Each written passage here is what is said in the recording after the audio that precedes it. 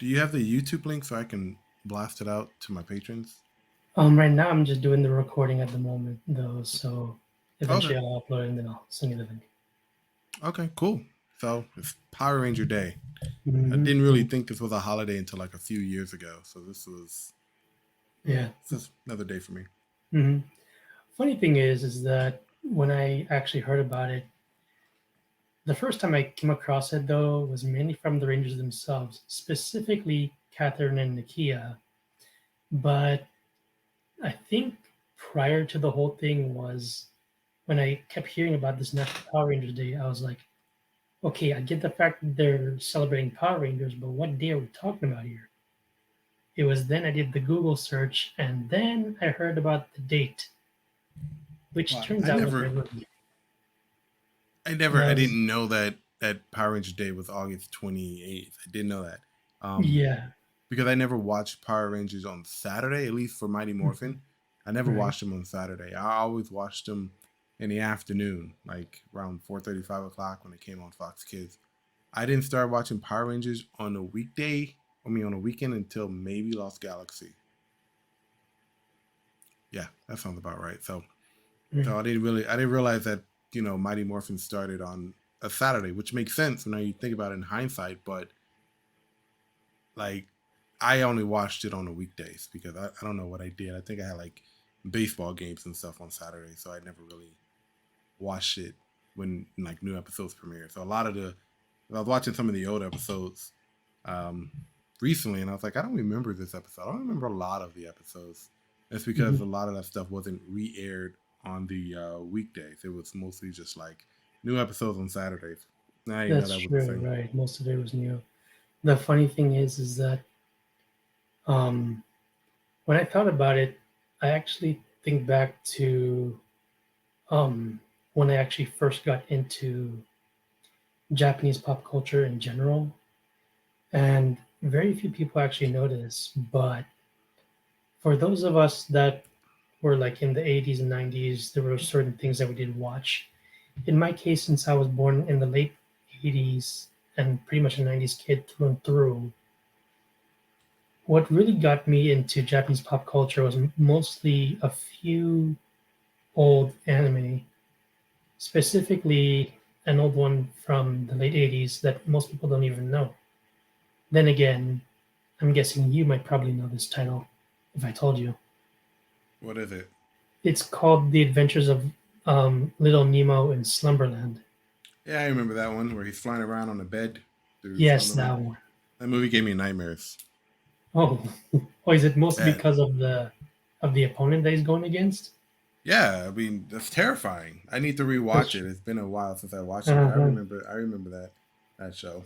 But I Yeah, didn't that's even awesome. know like a lot of around that time, a lot of the like shows like Dragon Ball Z and Sailor Moon were Hmm. like slowly making tracks Slowly, yeah. excuse Into me, American mainstream, right. yes. But I didn't know that Power Rangers was actually one of them. I remember there was like a special where Austin Hmm. St. John and Walter Jones like told us like, Power Rangers came from Japan. Because I always wonder like why some of the fight scenes Hmm. look different than what was shot here. I was like, oh, this like you can tell. Like even as a kid, I was able to notice Right. like I that. knew that the footage was definitely different. Like when you see the format between the two, it's like Yeah, night and day. But like the one, the suits fit Mhm. better like in the Japanese footage, and in here they're just like the suit actors didn't seem like when they started shooting like the Rangers in their suits, like there were some scenes where they're in a command center and they never took off their helmets, and it's like That's true. why aren't you taking off your helmets, and they're Hmm. moving like stiff like this, like I'm And like this is terrible. mhm. The funny Who's thing wearing is this that suit? I didn't even know that was actually the suit actors. I was actually in the suit till later. Yeah, well, I thought it was, like every kid, you thought it was the actors who were in the suit, but then of Uh-huh, course that's true. later on Same you here. learn I had the out. same thing. Like, have you like? I think the suit actors don't get appreciated enough because, Hmm. like, I wear cosplay suits, I wear helmets, and like your depth perception is reduced dramatically. So doing all the flips and kicking and making sure you Uh-huh. hit your mark, it's just hard. It's Uh-huh. hard. So these suit actors, they get paid. They're definitely the unsung heroes, to be honest. And Oh, for sure. I remembered Like, when I went to Japan World Heroes. I think you saw some of my posts yeah, on Instagram. that I did get a chance to meet a few of them. And the one thing that really caught my attention was the fact that um, the very first one that I met was Eric Betts, who was the Buddy Patroller, the Red Mm-hmm. Ranger, as well as the Green Ranger, Right. as well as Pudgy the Pig. Oh, cool. Pudgy the And Pig. the guy did quite a bit though, and I have to give a quick shout out to a particular YouTube channel on Morphin Network. You know, those guys, they make really great content. I don't know if you've seen a few of theirs, but I did actually run into one of their guys at Japan World Heroes as I was waiting in line to meet with the actor who played Kamen Rider Gaim in that same title, so to speak. Right. So I got to meet that guy. Was it? Gakusano-san was the actor who played the character. And then here's a fun, cool geek tidbit. The Japanese counterpart of RPM, Engine Sentai Go-Onja, Furuhara-san Go-On Red. Mm-hmm. I got to meet the guy. Yeah, I saw that picture. Yeah. The fun thing is that he actually got a chance to meet with the owner. The owner actually got to go to his booth and present him the RPM Red Ranger jacket, and he got to wear it. Oh, that's cool. And he actually knew a little bit about RPM, though. To be honest, he saw a little bit of it. A lot of that, like, I didn't know Power Rangers. Well, I knew it came from Japan, but you know, when we were kids, you didn't really get the opportunity to watch any of the old Sentai because you know internet was in its infancy at that time, so it wasn't really anything going on, and it wasn't true. a way that we didn't have it till like roughly like mid 90s ish. Right, and that was like I didn't start watching the Sentai until like Mystic Force when I went to college, and like everyone was on the internet watching anime and all that stuff. So that was pretty interesting.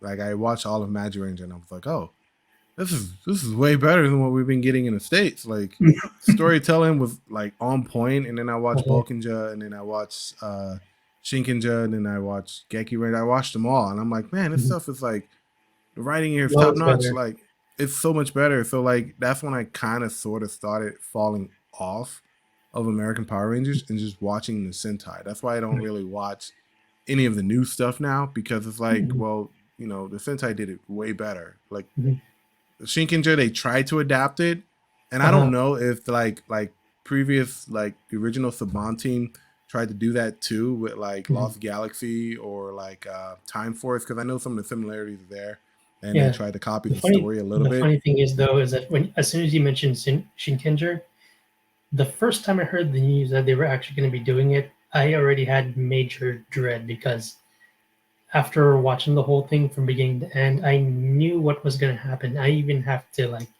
explain much. I could probably just put it in like a few minutes as to why it wasn't going to be as good. And the obvious excuse, I think he also knew it as well. They would say, "Oh, but they did this with Ninja Storm, and that came from Japan." I'm like, that's not the point. No, it's not. Like the opening sequence on Power Ranger Samurai was like years ago in Japan, and it's like I get. Like we're in America, I guess they were trying to say that this takes place in America. America's a melting pot, and so like some ancestors could be from Japan. I understand that, but like a lot of the like aspects of the show was entirely Japanese. Like there's no way like a white boy would own a freaking traditional Japanese ass house. That's There's no way. That's not a thing that would happen. So I mean, unless you made the Red Ranger like Japanese, like authentically Japanese, it would make more sense, and then the others could be, just random. I didn't believe the black dude was half Japanese or had ancestry. I totally agree. Like what? Not to mention the blue, Shinken Blue was a Kabuto actor. He was. He was a Kabuki actor in the Sentai. I remember that. Like that was cool, and he was always just like over exaggerating about what Shinken Red was always doing. And he's trying to be as loyal as he can as a original. And it came to some really hilarious moments, like Tona! There's always hear him screaming like Tona, no, and I'm like, dude, he's Oh, but Yusuke was just so funny. I just Mhm. love watching that guy all the time. He was And great. speaking of which, since I did mention about suit actors, or we were discussing about that stuntman, I did mention about Eric Betts. I wanted to show you a little something that I got, and I met the guy on Japan World Heroes. Yeah, I saw that on your Instagram. That's pretty cool. That's Yeah, Kamen this Rider, guy, right? yeah, the guy who did Master Rider, but he was also in Big Bad Beetleborgs as well, Big Bag Beetleborgs. I remember which of that. course was I found out later was Juko B Fighter, Yeah, they and did. I then the mean, sequel was Saban tried to do a lot with that, like bringing him over mhm, here. Like, I commend him for what he was trying to do, for true. sure. But something just didn't stick. Like, he opened a Mhm, can of worms with Power Rangers, and right. of all the things that he's done, that's the Mhm. only thing that stuck. The funny thing about it though is that what I realized is that when he started trying to combine elements of different shows, I think one thing he definitely underestimated was the amount of material was available for each of those titles. Because Well, with yeah, Metal Heroes, they're all one shots. yeah, and then he didn't realize like halfway through Mighty Morphin that there was an evil Green Ranger, so they had to really Mhm. haul Right. ass for that and figure out who they were going to bring on to actually make that happen. So that there was a lot that went into that, but I mean, he did what he could. He did what he Mhm. could. I think he did a good job for it Yeah, I for think he did what all it right. was. I Oh, don't. no, The other thing was though is that I just posted recently. You might have seen it, you might not. But when I mentioned about Mark Richardson, the prop master of the franchise up to Wild Force, I did get a chance to interview him. We did discuss a little bit, and one of the scripts that I got, I know it's a copy and all, but this was the one that I got. oh, which The episode is that? um, Green No More, Part Oh, Two. that's cool. That was the one with Goldar kind of like giving his little spiel to Tommy, like acting like he's his superior and all that. And then Yeah, they showed the clips of from the Sentai footage. And then Tommy was like, "Are you kidding me? You think I'm actually gonna be bowing down to you?" yeah. It killed me when they had the Green Ranger and that his dragon shield in the American Hmm. version was just like, what is this, guys? What are you doing? Yeah, I saw those. The funny thing was, I forgot to take pictures of those because I was trying to document as much as I could. But what I liked about this particular script that I got, I checked the back and I was like, "Oh, an artifact. Hmm. Check this out." Oh, that's cool. Is it signed by all of them? Yeah, it's literally signed by all of them. It's a copy of those. If you can sort of see it Yeah, I can see from it. there, the dare. Hmm. I'm sorry, there it is. Yeah, that's the Those dare flyers. the drug people. They were like, yeah, don't do Uh-huh. drugs. They're bad for you. Right, yeah. It's like as soon as I saw that, I was like, "Oh yeah, I am not missing out on that," because one, Hmm. it's an artifact, and then two, I know I sometimes call myself a geek detective, but in a sense, I realize I fall more towards like a archaeologist, if you will, instead of a detective, Right. because I'm more into just like the physical artifacts, like what made the show and all that. And some of them knew that as I'm engaging them, that they could see from my reaction and the way how I'm talking and all that, that I'm really into this stuff. I Oh know yeah. most talk about the actors and all that, and a few of them talk about what went on behind the scenes. So thankfully, I find myself more in that community than the whole acting part because I wanted to see how they did it. Yeah, see, like a lot of the production that went into the show, like I'm Mhm. interested in like what all that went down. Like now that we're older, there's a lot of like people revealing like all the drama that was on set. I was like, I don't want Mhm. to hear about that. I want to hear about the cool stuff. I want to hear about like all the sets you guys built and like all Mhm. the monster Yeah, designs. Like, right. did you guys really import like all the costumes from Japan, or Mhm. did you have them made here? Because I have questions. Like the Japanese suits, they fit really well, and then you go over here Versus and the then ones that are done in America, they kind of like overcompensate, yeah, so and they're it makes loose it and they harder don't for look those right. actors to like even move around, especially with the materials that they use versus what Japan uses. And the thing is, I actually did record on my end. I asked Carla Perez, the suit actor for Rita Repulsa, as well as Kat, what was it like working with each other, And then Cal went on about the whole second unit, what went on down there. Before I get a little further into that, I forgot to mention, I don't know if you saw this one. Yeah, you showed that on Instagram. Yeah. This was actually like one of those molds. The funny thing was I did the whole Green with Evil marathon again. And then when I saw the coin that Tommy was holding, I was like, oh, wait a second, now I see it. It's a mold. The whole thing was a Yeah, mold because they didn't have the all of actual the coin. they didn't have the actual coin, and then if I watched like way back in the day, I watched some of JDS live streams when he used to live Mm-hmm. stream on Instagram, and he was just saying like it was just like a little plastic coin, and then they Mm-hmm. used Velcro to put it into the morpher, and that was it. Right. I'm like I thought the morphers were at least at the very least like maybe the toys like Mm. from Was Bandai, it was like durable enough? right? But these That's things what I were was thinking. just they were just like plastic molds that had like just Velcro and I'm holding a power coin and I'm like, man, even the dragon dagger that they had was just like Yes, it I was was just a about to get to that. stick. It The was funny just a thing is stick though, with paint on it. the funny thing is though is that I think you might have seen the pictures that I put up on it though, because um, I told Mr. Richardson that I was doing some documentation though for a research project, and he did show me that on one end you see the one from Japan, then you see the one that they did complete resin is what he told me for that dragon dagger. I think they did like maybe only 3 or 4 copies of that, and I was literally surprised considering the fact that one, the material is very fragile. Two, it really like you know you have to have like the master mold, and then you use the resin to actually make it. Right. And they did that literally last minute because he told me that they didn't know that he had the dagger and they thought he had a blaster like the other five, but he didn't. That's funny. Mm-hmm. Yeah, that was a lot of like interesting cool stuff. Like I thought they just imported everything from Japan and brought it here. Well, there were certain things that was imported though. I did inquire with him about the toys. The toys and the weapons, the blasters.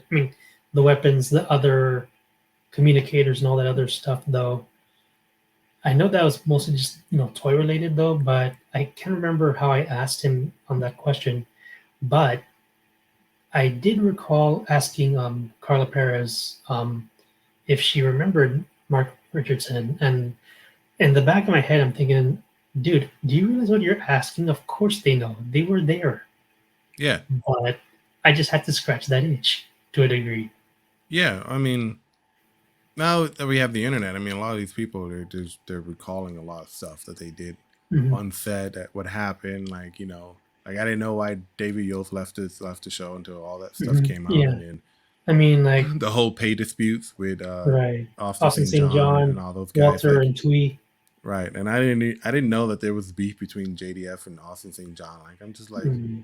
I didn't want to know any of this stuff, guys, because you guys were my childhood heroes. Now you just kind of ruin it for me. But it is what it is. It's kind of true. It is there. It is kind of ruining, but at the same time, you kind of got to put into perspective about like what about those that never actually watched it though, and probably would want to know about it. It can help, but at the same time, it can also take away some of the Yeah, magic. So I can like see that. well, that's a lot of stuff. Like stuff I used to watch back in the '90s that they have a podcast now or certain Right. shows, and some of the actors are coming out and talking about drama or like controversies that happened on set, and it's like, guys, I don't want to hear about that. I want to hear about like the episodes that you guys were in, and I want to hear about what you guys felt. The only Mhm. like good podcast that I like that is like a rewatch podcast is the Smallville rewatch podcast with Tom Welling and Michael Rosenbaum, Clark Kent, and Lex Yes. Luthor. Like Oh, it's so much fun. I love that show. you Every did. week You they just just go now that over. you mentioned about it. Well, I'm trying to remember the guy's last name. Rosenbaum. You said is the last name of the Yeah, name Lex. that's the guy who played Lex Luthor. Yeah, he actually has his own podcast. Yeah, Inside of You. Yeah, I listened to Yeah. that too. And that's how I like well, I was listening to Inside of You before I started listening to Talkville, but I was already like rewatching Smallville. I think I Mhm. was halfway through season 1 when they announced the podcast, and I was like, I'm just gonna rewatch it with them. And I've been on the show. They've answered my questions on the show. It's a lot of fun, and they just talk about Mhm. like all the fun and wacky and like behind the scenes and like half of the stuff they don't even remember like shooting half the scenes, and that's what makes it fun because the fan That's knows true. like we know like certain things that happened in the that they show don't know, right? that That they makes don't know. Like they won't. It's going to be a big reveal for like season 5 maybe when his mhm, dad dies, and it's like we know what season episode that was. mhm. Season 5 episode I think 8 There's or definitely 9. certain key elements or points that the fans know that the actors Right. seem to have forgotten after being on it for so long.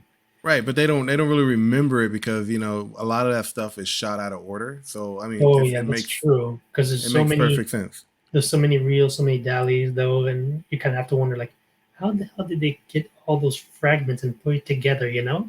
Right, and then a lot of episodes that were shot for like one season was never aired until like the next Hmm. season and stuff like that. And sometimes the episodes were, aired out of order, just kind of like a filler or something. So Hmm. that kind of stuff I liked. And if someone were to do like a rewatch podcast of all the Power Rangers, and it was maybe like I don't know Austin St. John and somebody doing that, that'd be great.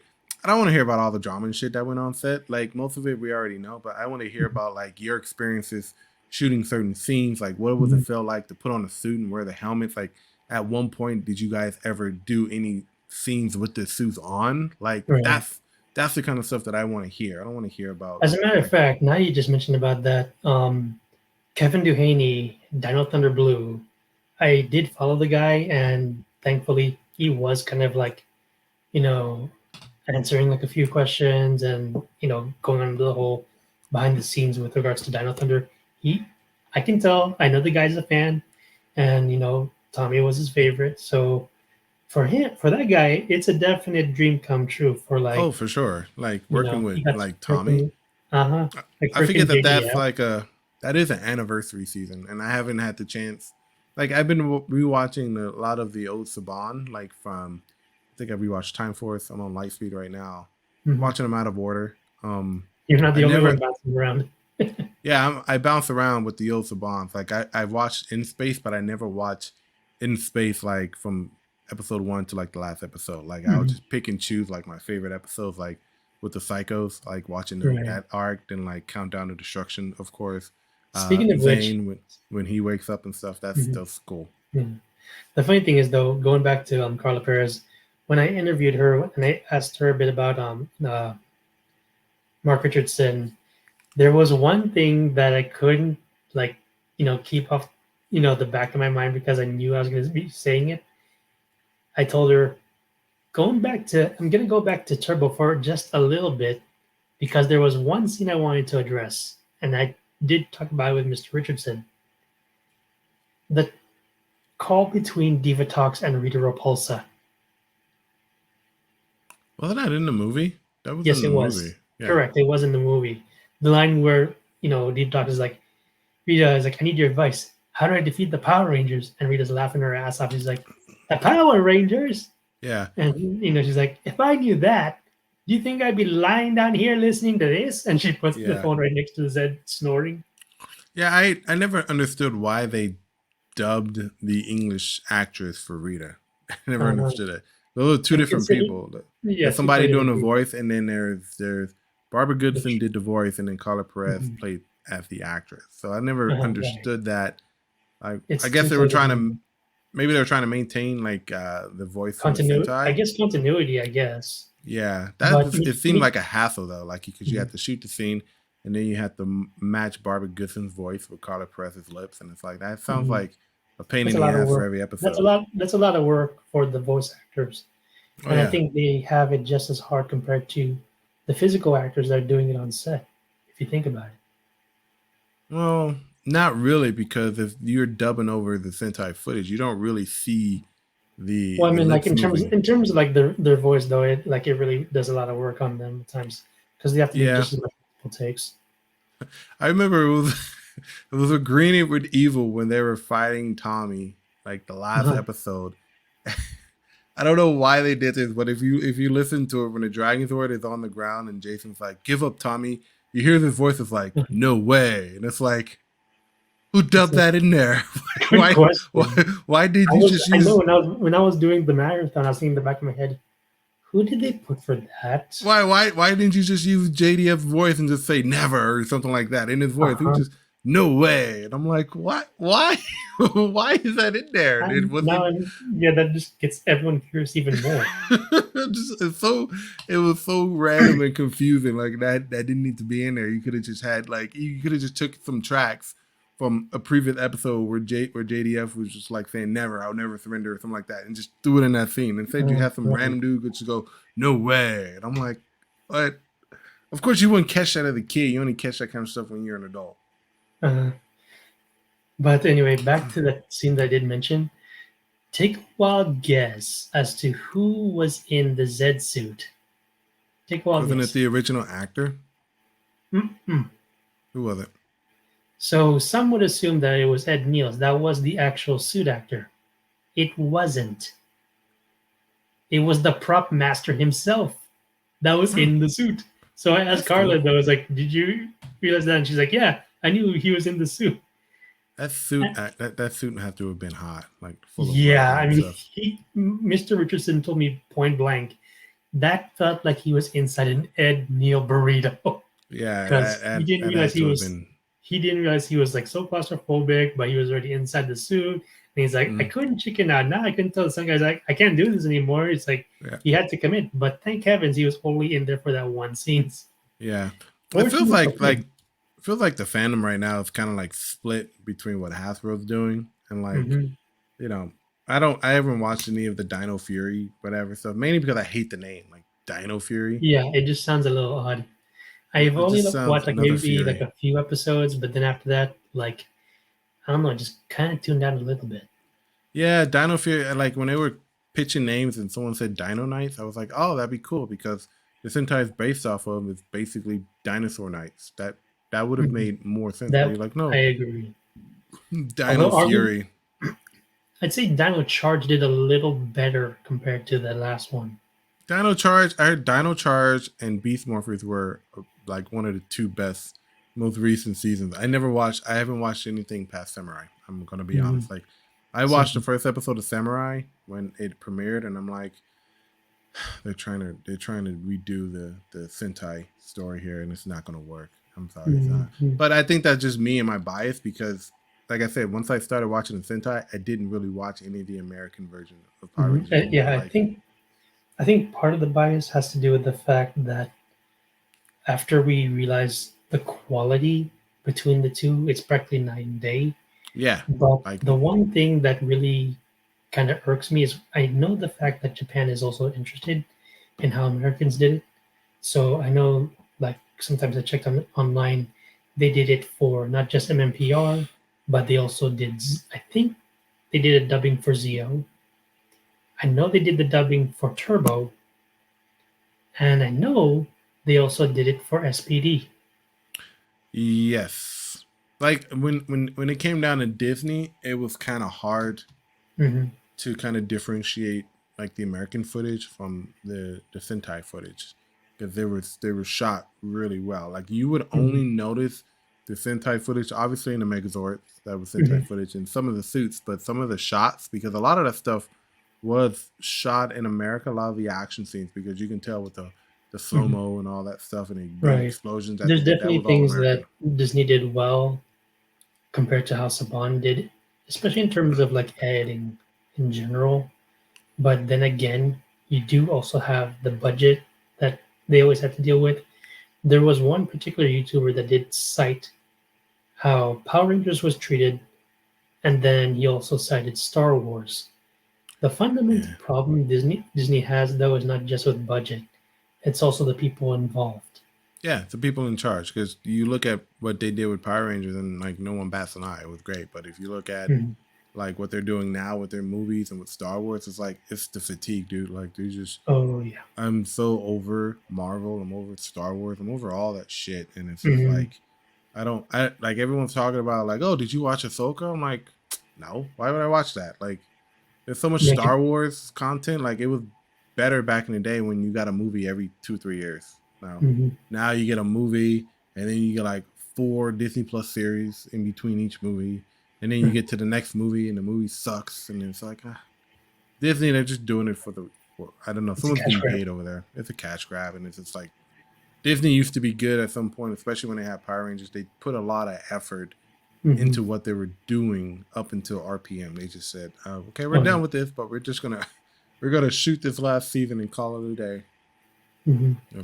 The interesting thing was though is that when I was talking about Furuhara-san Go-On Red, he did mention that some really like fun geek stuff about how when he did his hair, it was stylized after Dragon Ball, and he also mentioned a bit about Yu Yu Hakusho. So Isn't one, that how all it's their hair is styled? I mean he only had it for like a few episodes, but then afterwards it became a little bit flat I because feel the I feel the, like the I feel like that every anime hairstyle is based off of Dragon Ball Z. it's That's it's what I feel arguable. like it. I'm pretty sure that's how it goes. Hmm. The funny thing was though, he said that the director, when they were doing some of the episodes, he thought that his hair was like way too high, so they Hmm. tried to have him like, slightly like lower it a little bit. But I don't know if it had to do with editing. I'm trying to remember how he said it because I recorded just audio. But throughout some of the episodes, it's like it went like from this until it slowly went up straight. Hmm. I don't know how they did, but they managed to pull it off. Yeah. I think the biggest blunder from the Neo Saban era has to be Megaforce and Super Megaforce. Like, Oh yeah. why did you do that? Like, I Uh-huh. watched Go Kaiser from beginning to end, and I'm like, man, this is great. Like, Loads if this better. ever becomes like an adapted Power It'd be a Ranger season, nightmare. It'd be a well, nightmare. it'd be cool. What they shouldn't have done is take two different seasons with two different suits and try and make them into one Into consistent one season. thing. Like, And that's like mhm. no. And then when they got out to the Legend War, it was just like, you guys really botched this one, man. Oh yeah. And then you had the most of the other Sentai that nobody knew about and they just had to make shit up. Yeah, we're gonna make this a legendary super mode. I was like, well, no No, one. no one even knows what it is. You could have just omitted that footage. Like, of all the footage that you could have omitted, you could have omitted that one and just kind of left it to where like Mhm. everyone knew that Mighty Morphin was the original and go from there. I don't know why you went ahead and added that in there. Like Megaforce was trash. I don't care what anyone says. All right. I could care less Megaforce and about their Super feelings. Megaforce. Yeah, I can care less. Like I said, I haven't watched anything past Samurai. Hmm. I The thing watched is a though, little bit of Megaforce because I was expecting to see what they did with the same. Gokaiger footage, because that was like the opening scene on Megaforce, and I'm like, wait, that doesn't make any sense. Why are they doing that? And then it Yeah, turns out, it's like as soon as I saw that dream sequence, I knew exactly what was gonna come after, and just that segment alone, I already felt the dread like creeping up on me, and I was yeah. like, "This is not gonna be good." And then also, it's like Power Rangers have also gone from like having 40 to 45 episodes to like having what, They nearly really reduced it. less than half of that. Like, Hmm. you can't flush out characters and story arcs and villains and stuff like that with In that a condensed 20 amount of time, and it has to be long for a right. reason. And it used to run for a year. Now, you know what, the Dino Fury ended like 3 years ago, and they're Hmm. coming with like Cosmic Fury or whatever the hell. Like, why didn't you just like cut that and just go with a new set of Rangers? Because I know Hasbro trying to get rid of like um their deal with Toei to kind of go and do Right. their own thing, and I'm like, don't fix what's not broken, guys. Just keep on going with that. I don't. What are you doing? Mhm. So I'm just kind of over like modern day Power Rangers. I think I'm just pretty much. I think almost like majority of us are just tired of modernism in general. Yeah, and just everything. Like when the new guy, the new Red Ranger was a black guy, everyone was like, "Oh my god, he's a black guy. He's the Red Ranger." And I'm like, "Bro, we've had a handful of Red Red Rangers. I know Rangers. people don't like to go past 2015, but there was a time in which that existed, where Hmm. It's like 90s and do I 20. even have to cite TJ for heaven's sake? Yeah, TJ, Scott, Jack, all these other black Black, people who were Red I know Rangers. Black Like, Red Rangers. Yeah. yeah, these. And I honestly, mean, though, this. now that I think about it, I haven't actually told some of them this though, but I think I find some black actors who play Red a lot better looking compared to others. Though Well, yeah, that's just my observation. they're great. But no one really cared about what they look like. They just cared about the show. They Right. cared about That's true. what they did. They Hmm. each person had, like, in the Saban era, like, not Neo, the original Saban. Man, I watched Time Force and fucking everybody in there had a character arc. Even a damn robot. Even a fucking owl had I a know. character Even arc. Drax Like had a freaking character arc. I Drax was had like, a what the heck? Circuit had a character arc. Everybody in that entire every person in that cast Mhm. had a goddamn character arc. And I'm just like, Mhm. wow, like the writing, it Not to wasn't mention though. mediocre. It was Mhm. good enough for like, a kid, a Mhm. 10, 11 to understand, the symbolism and the themes behind it and stuff like that. Right. But like Not to that mention was though good that with writing. the thing is though, now you mentioned about Circuit, I just remembered though that was in tribute to Tui. Yeah, kind of. Huh. I never thought And of it that way. yeah, the thing was though, I'm pretty sure you probably heard me mention the story, but when I was actually watching the interview that Morphing, oh geez, I already forgot YouTube's name. But anyway, when it came to the interview with Eric Betts, he did also explain to me when we met the whole story between JDF and him teaching Twee, basics offset, and he showed me that poster of Twee in like a fighting stance, and then the Putty Patroller in facing her. I pretty much knew from that picture that was actually Eric Betts Mm-hmm. in the suit, that she's facing him when they were shooting that scene.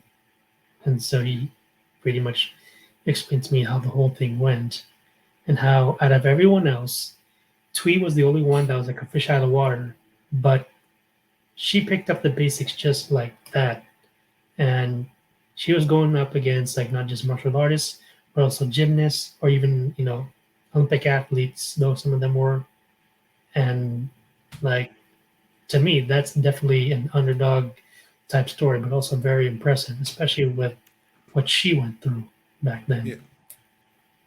Yeah. I got you. Yeah. Well, Power Rangers has come a long way. It's been what, Mhm. 30 years?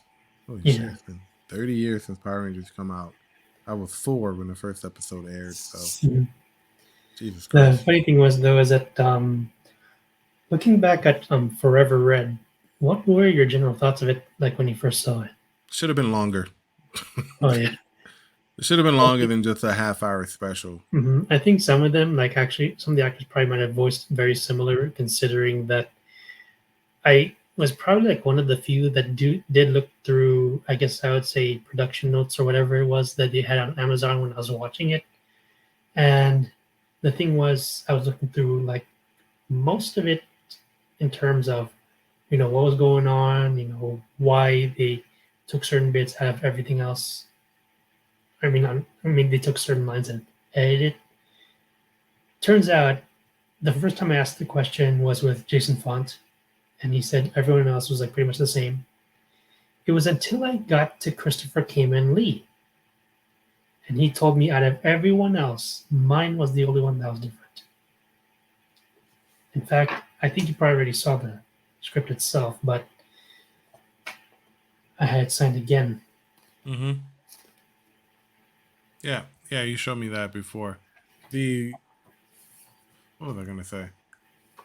Like I said, it should have been longer. Yeah. Um, should have been more than just half an hour, but There's damn, I no way forgot. they could have like condense. I mean, for something that long, I would say at least maybe 2 or 3 episodes. But the one thing that I did like was the fact how um, Chris did tell me that his line was different from everyone else because he said when they were doing the trash talk, I was the one that had to kill Zordon. That was right after Wes said, "Hey, I changed history. So how does he have a fan club and I don't?" And as soon as he had said that, I already knew the first time I watched it, I knew that they were referring to the Power Rangers fan club back in the 90s when it started to explode. Yeah, I remember that. I mean, There was the I guy who never played noticed that. Leo. You know Hmm. they had to green screen him in, right? He wasn't physically there. Oh, yeah, I definitely noticed that. Yeah, they had to green screen him in because he wasn't physically there, and then they just had his suit actor and I had a his feeling it was like a voiceover. suit actor. Like, there's no way doing it.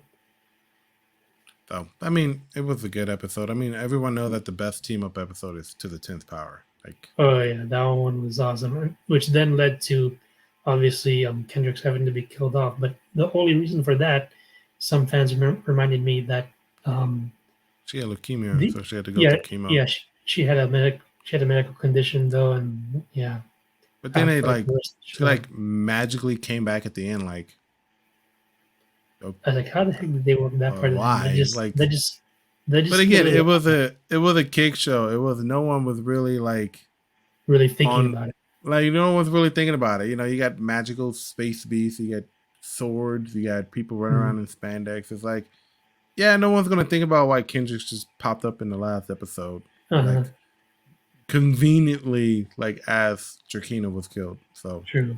The awesome. funny thing is, if you now I think about it, the whole thing with Kendricks and what happened with her, I'm looking from that lens and then thinking about what happened with Once and Always.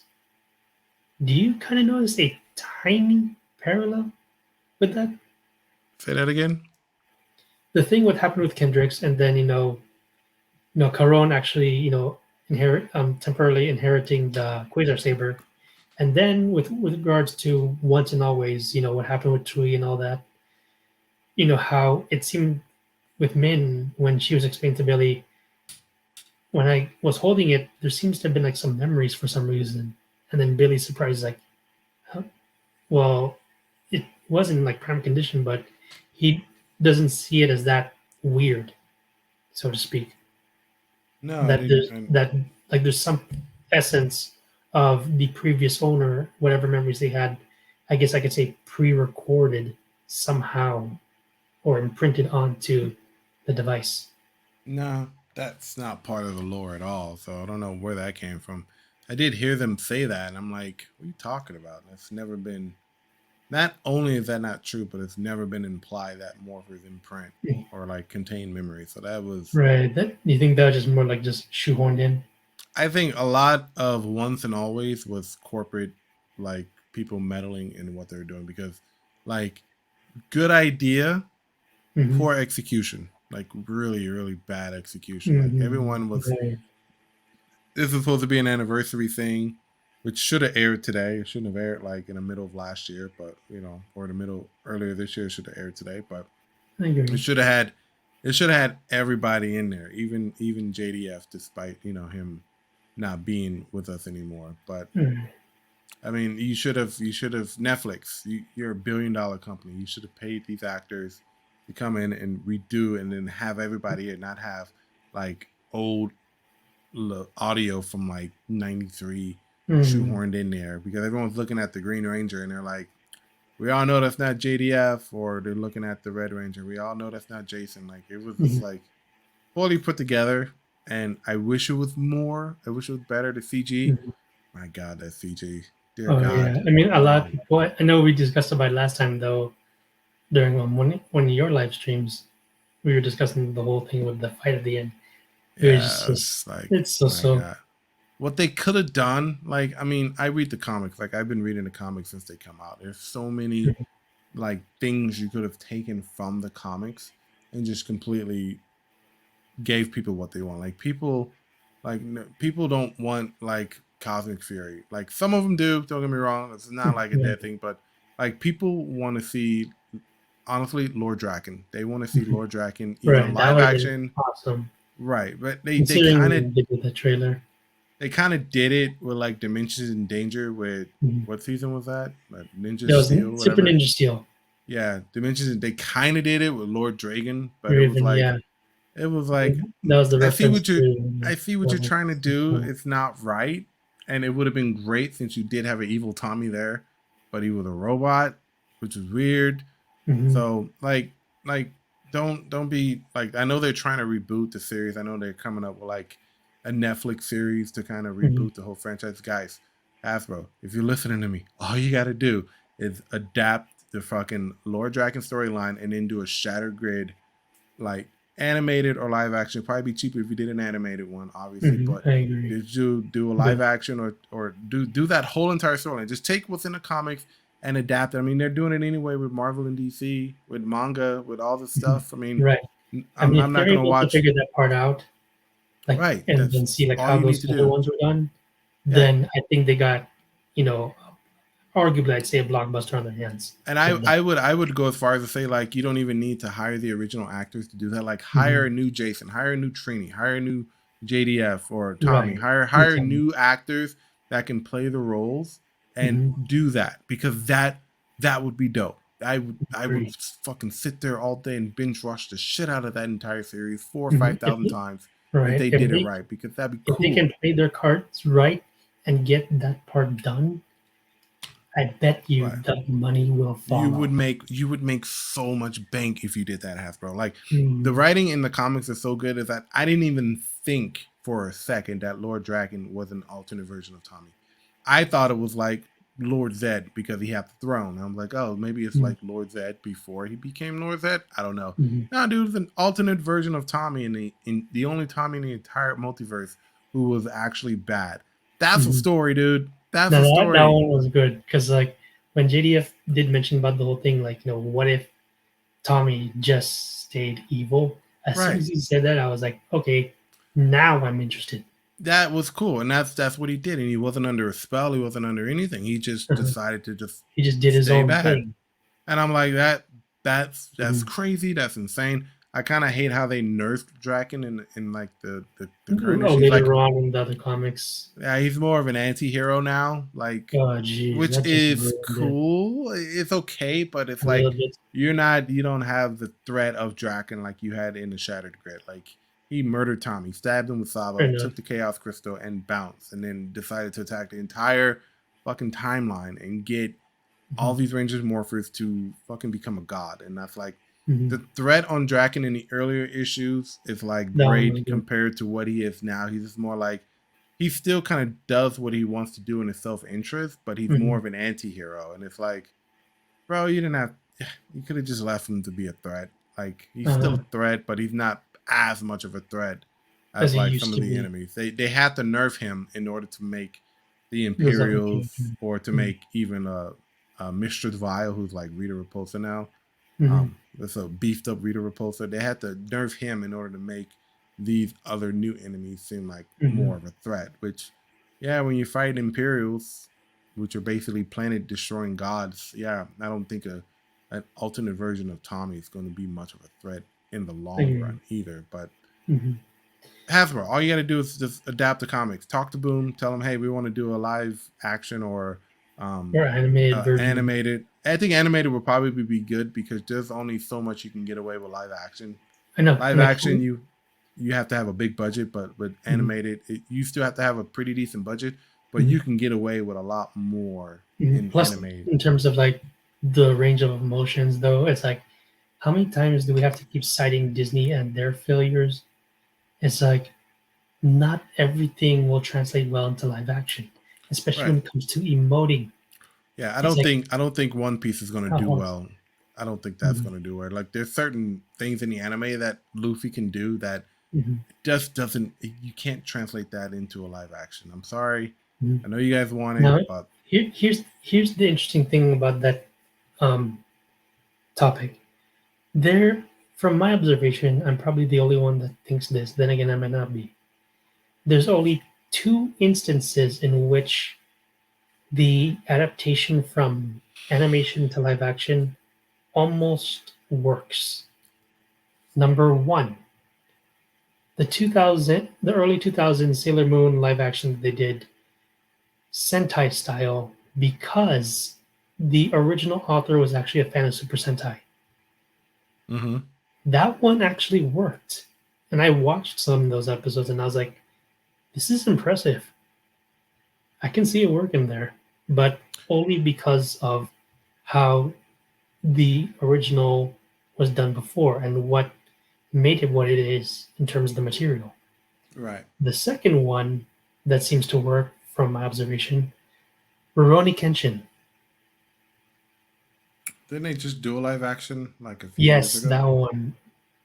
Well, Rurouni Kenshin doesn't have really any, like, you can shoot that entire movie without any CGI. And I True. think that's where a Mhm. lot of like movie studios, Mhm. they get it wrong because they think they gotta oversaturate with green screens and blue screens and CGI. Mhm. It's like But it's like you're not giving the actors any reference in terms of what to interact with. No, like I was watching Jurassic Park the other day, and it's like the practical effects still work. Mm-hmm. Like that Yeah. movie It still has to be holds practical. up from 1993. It still works. Mm-hmm. Like, but people want to use CGI because it makes it look more real. When actuality, just it feels like you're just regurgitating like graphics on the screen and just calling it a movie. Like practical effects, go back to practical effects. It has to be practical. Yeah, you need to give these actors something to work with. Just doing a green screen is not going to cut it for them because it's like, yeah, they're trying to emote or trying to react, but like without any visual aid for those actors, they don't It's have kind of much of hard a for them to act. Yeah, exactly. it's kind of hard for them to act when no one is there. Like I saw some of the behind the scenes for like Sonic, which was a good movie, but Mm-hmm.